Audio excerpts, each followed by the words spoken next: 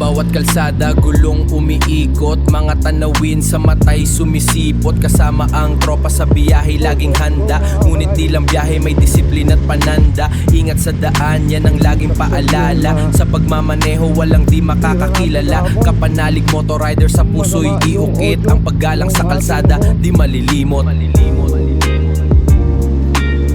Masama ng audio hapon mga kapaladik, hindi maganda. So tinitesting natin yung setup ng DJI mic, kung anong setup talaga siya maganda.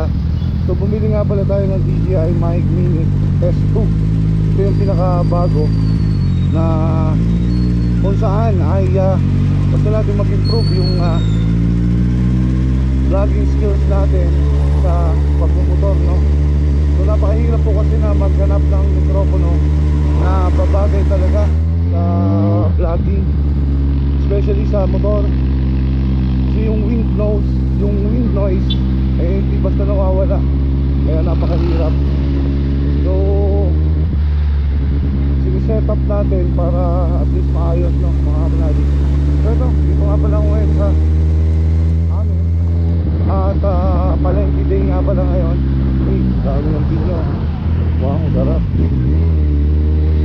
So hopefully mapaganda natin yung tunog pa nito para malinaw yung mic, no? Kasi syempre yung mga nanonood gusto nila maganda yung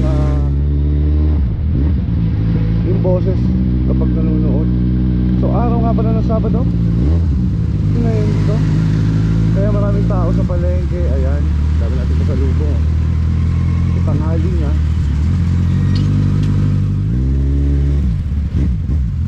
Ito, mga panghali. Ay, marami. Ang palengke. So pagka ganito, matao talaga rito sa bayan namin pag-araw ng Sabado.